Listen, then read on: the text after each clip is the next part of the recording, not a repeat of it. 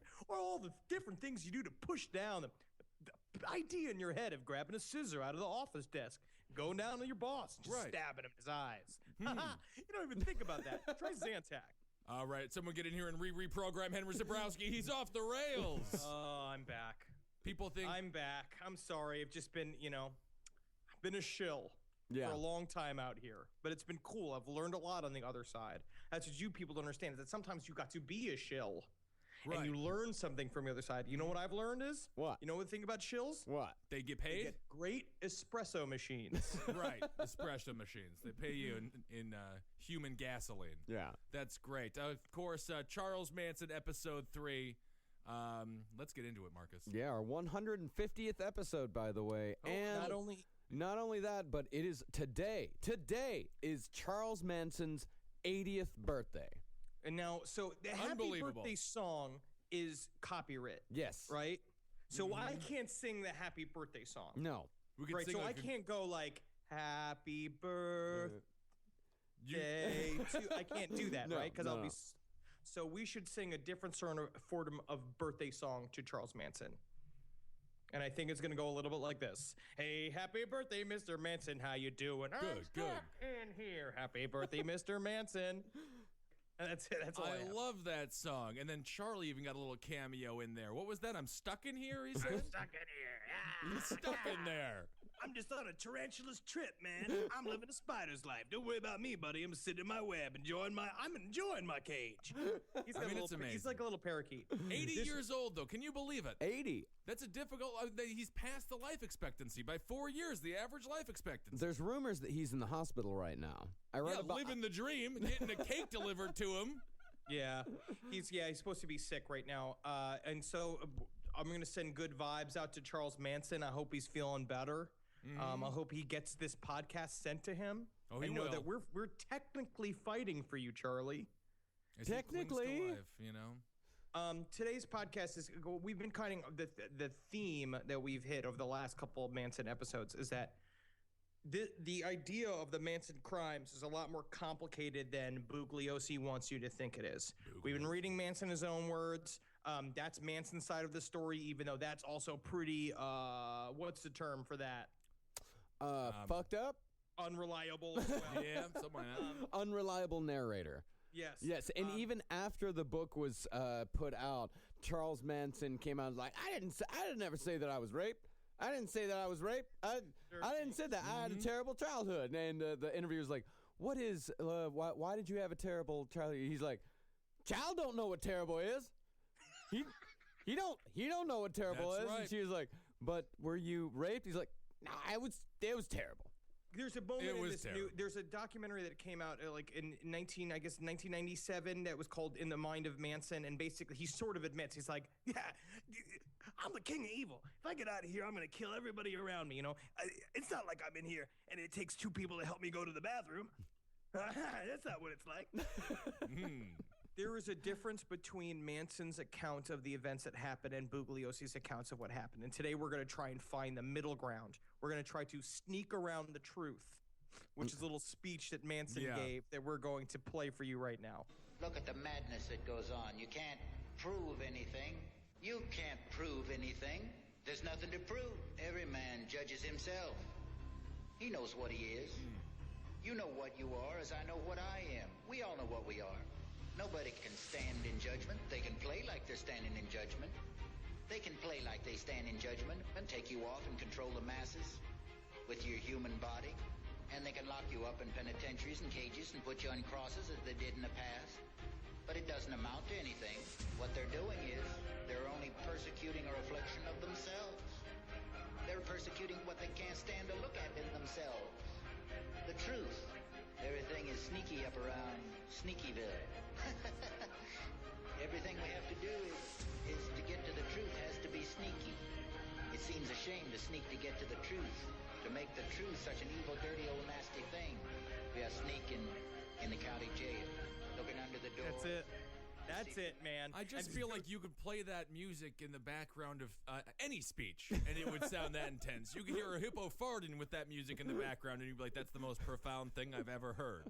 Yes, so we're going to be trying to balance the official storyline of the Manson murders with Manson's version of the story, because there is a true story in between the two. Yes, there is. Yes, the something about this, the helter skelter thing doesn't add up. It's just a little too far fetched. It's a little too smart for Charlie. Charlie's not. The big thing too is that they gave him a lot of credit. So much credit. In fact, Bugliosi said that one time Manson stared at me and my watch stopped.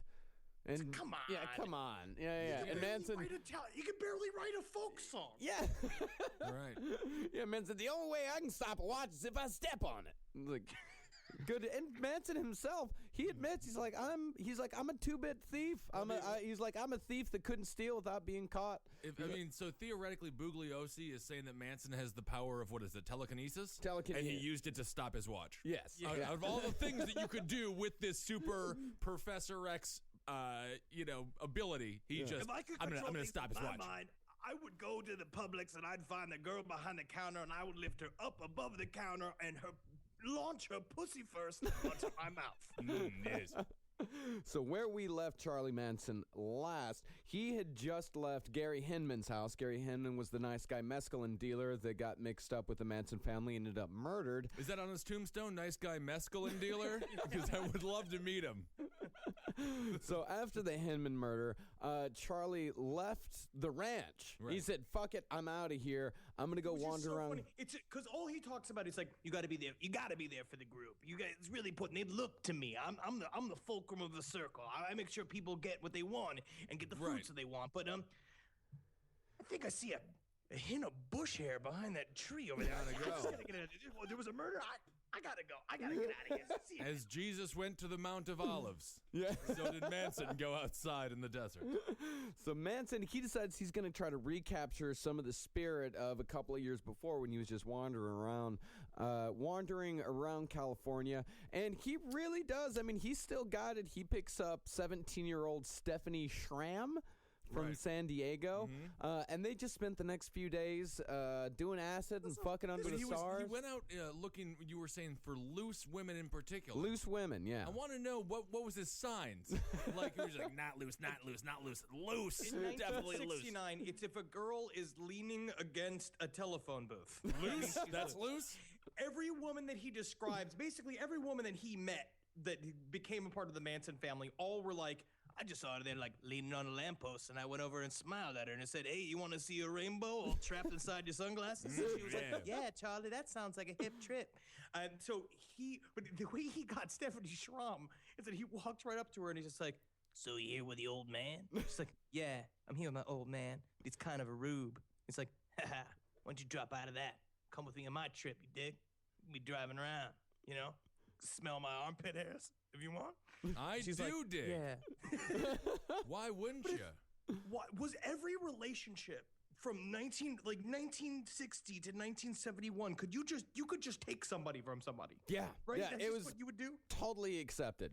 I mean, it depends. That's why you had to be real cool if you had a girl. Otherwise, a Manson type guy is going to come creeping up on you. You always got to be hip to the new beats, as they would say. How lame do you have to be for her to look over and see this guy like skulking around a bush going like, You have to be her father. That's it. Well, the guy who wrote Manson in his own words, this guy, Newell Emmons. Why was it called Manson in his own words if it wasn't written by Manson? Because it says Manson in his own words as told to Newell Emmons. Sure. So Newell, in the afterword to the book, he talks about one of the interviews that he did with Manson, and he brought a female reporter along with him, and he said the difference between Manson when he was by himself with Manson and when this woman was in the room, he said it was night and day. His language sweetened up a lot. His body language completely changed. And he said that what he watched Charlie charm this woman. Just a regular reporter, and a smart woman. He said that he watched her relax. She started to laugh at his jokes. Because you know what? That's what I realized when I was watching in Manson's mind, The Mind of Manson, that documentary. I was like, He's just trying to joke with you, lady. Most of Charles Manson's stuff is him just trying to be funny. Yeah, when you he's listen to other charismatic, yeah. gurus talk, like when I was going through, I watched this documentary called The Source, and you listen to all these gurus talk about all this ludicrous stuff about flying in the air and like, about how like, it's a hip trip, it's a sex trip, baby, and they're all like literally going like, ha ha ha, they're laughing, it's joking around. Yeah, Alan Watts, the same thing. I mean, his jokes are atrocious, and he's not necessarily a cult leader, but he talks in that same, like when they talk about this really heady stuff, they're making jokes the entire time, and Manson was no different. So basically, it's like Manson. It's like me if I'm in a room without pizza, and then me when I'm in a room with pizza, because you can't not be smiling when you're holding a piece of pizza because you know you're about to take a bite of it, which is kind of exciting. That's very true. Right. But how that ended, how that encounter ended, is that he said that Manson walked around her and he put his hands on her shoulder, and then he suddenly switched. And he grabbed a cord off of the table and he put it to her throat. No, Charlie, Yeah, no. Charlie. He put it to her throat and he said, "What do you think, Newell? Should I kill the bitch?" And then he started laughing and put it down. He's like, I'm just messing with you. I mean, that's just like these are people are jokers. That's yeah, that's what the amazing Jonathan, the great magician comedian. That's one of his bits. It's classic comedy. So Charlie and Stephanie, after driving around and fucking through Southern California for a little while, they came back to Spawn Ranch on the morning of August 1969, and people were on edge. And before August 8th was over, 5 more people were going to be dead. Is it the morning if you never fall asleep? Yes, it's technically the morning. It's still the morning. Yeah, He showed up literally doing the thing. It was like, I was expecting to see all my normal, like, smiling, happy faces to see me. But then everyone was all sad and frowning around. And I was like, oh, that's right. We killed a guy last night. Oh, yeah. Again, he needs a reminder. He needs an eye calendar. Right. Just start remember what you did. Just put a little note being like, remember that we killed that guy before you go on a bush hunt? Yeah, usually you dig through your pockets after a hard night of drinking, you find a taxi receipt, and you're like, oh, $50 from Midtown. No, what a waste. He finds an ear. Yeah. But this is also where right. we're going to start seeing Manson's point of view completely differentiating from the official story, which is now. So he shows up. Basically being like, hey guys, this is my new chick Stephanie, she's really rad, we did acid and bald all night last night, and they're all like, we finally figured out how to get Bobby. Basically he shows up and they're like, Bobby's out of jail. Bobby is in jail. Yeah, Bobby was the guy that killed Gary Hinman. He was found sleeping in Gary Hinman's Fiat. Right. Because they found him dead, and then they were like, he has where are his cars? His driveway was empty. They found it like literally a couple of miles away because they're morons. Again, we're dealing with a group of total idiots. Yeah, and the murder